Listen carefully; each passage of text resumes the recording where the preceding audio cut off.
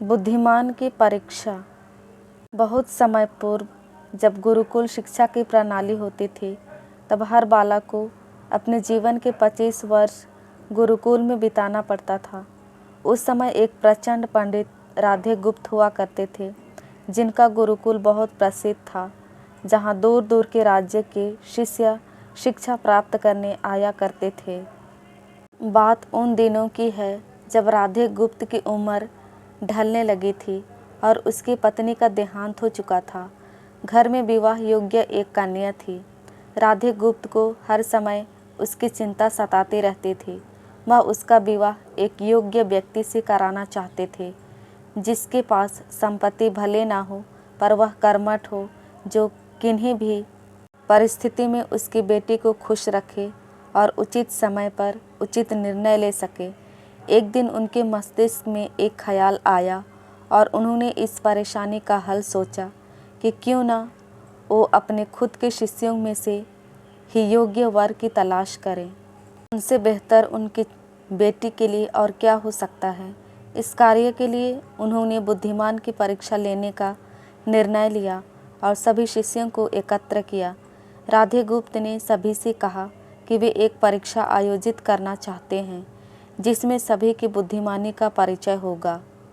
उन्होंने सभी से कहा कि उन्हें अपनी पुत्री के विवाह की चिंता है, जिसके लिए उनके पास पर्याप्त धन नहीं है।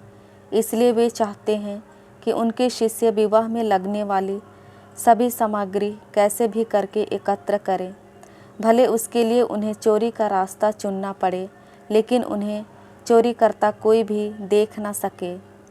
इसी एक शर्त का पालन सभी को करना है। अगले दिन से सभी शिष्य कार्य में जुट गए।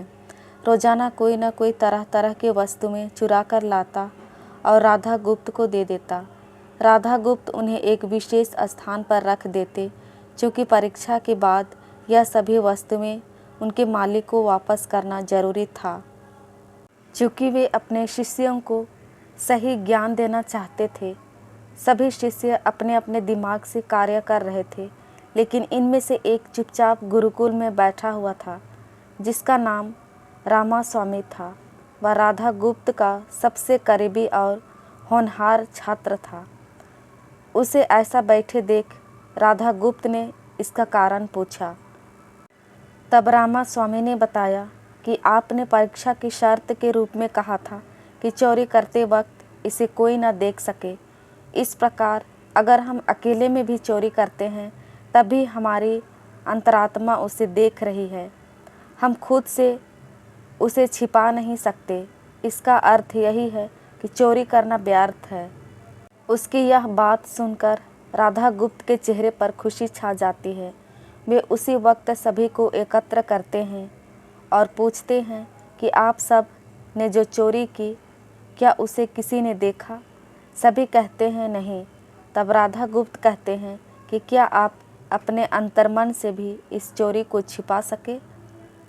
सभी को बात समझ आ जाती है और सबका सिर नीचे झुक जाता है, सिवाय रामास्वामी के। राधा गुप्त रामास्वामी को बुद्धिमानी की परीक्षा में अव्वल पाते हैं और सभी के सामने कहते हैं कि यह परीक्षा मेरी पुत्री के लिए उचित वर तलाशने के लिए रखी गई थी। इस प्रकार मैं रामास्वामी का विवाह अपनी पुत्री के साथ तय करता हूँ। सभी खुशी से झूम उठते हैं। साथ ही चुराई हुई हर एक वस्तु को उसके मालिक को सौंप वे नम्रता से सभी से क्षमा मांगते हैं। कहानी की शिक्षा। बुद्धिमानी की परीक्षा से यही शिक्षा मिलती है कि कोई भी कार्य अंतर्मन से छिपा नहीं रहता और अंतर्मन ही मनुष्य को सही राह दिखाता है। इसलिए मनुष्य को किसी भी कार्य के सही गलत के लिए अपने मन को टटोलना सबसे ज़रूरी है। आज मनुष्य ने अंतरात्मा की आवाज़ सुनना बंद कर दिया है, इसलिए ही वो गलत रास्ते पर जा रहा है। हमारी अंतरात्मा कभी हमें गलत राह नहीं दिखाती। यह ज़रूर है कि मन की आवाज़ हमें वो करने की सलाह देती है जिसे दिमाग कभी स्वीकार नहीं करता, क्योंकि दिमाग सदैव स्वहित में कार्य करता है और मन हमें सही और गलत का परिचय करवाता है। यह सही गलत का परिचय ही हमें सदैव बुराई से दूर रखता है। किसी भी कार्य के पहले हमें मन की आवाज़ ज़रूर सुनना चाहिए। इस परीक्षा के जरिए राधा गुप्त ने अपनी पुत्री के लिए एक उचित वर भी तलाश लिया और शिष्यों को जीवन का अमूल्य ज्ञान दिया। आज के वक्त में कोई भी शिक्षक एवं शिक्षण पद्धति मनुष्य को धन कमाने तक का ही ज्ञान देते हैं। एक बालक का सर्वांगीण विकास कहीं न कहीं लुप्त हो चुका है। आज का मनुष्य केवल बड़े होकर एक धनवान व्यक्ति बनने का ही ज्ञान विद्यालयों में लेता है। उस बालक को सही गलत का बोध कराने का दायित्व कोई भी नहीं लेता, क्योंकि उनके माता पिता भी आज के दौर में बस पैसा कमाने में लगे रहते हैं और शिक्षक भी केवल किताबी ज्ञान देकर अपने दायित्व से मुख मोड़ लेता है। ऐसे में यह छोटी छोटी कहानियाँ व्यक्ति को सही गलत सिखाने में अहम भूमिका निभाती है, लेकिन आजकल इसके लिए भी वक्त मिलना मुश्किल है। यह एक गंभीर समस्या है जिसके फलस्वरूप आज के बच्चे आसानी से गलत राह पर चलने लगते हैं और उन्हें इसका भान तब होता है जब ये पूरी तरह ग्रस्त हो जाते हैं। अतः ज़रूरी है कि हम सभी आज की पीढ़ी को ज्ञानवर्धक बातें भी सिखाएं। दोस्तों, बुद्धिमान की परीक्षा कहानी आपको कैसी लगी, प्लीज़ कमेंट करके अपनी राय ज़रूर दीजिएगा। और यदि आपको अच्छी लगी हो तो प्लीज़ हमारे चैनल को लाइक, शेयर एंड सब्सक्राइब कीजिएगा, ताकि हम आपके लिए और अच्छी अच्छी कहानियाँ ला सकें।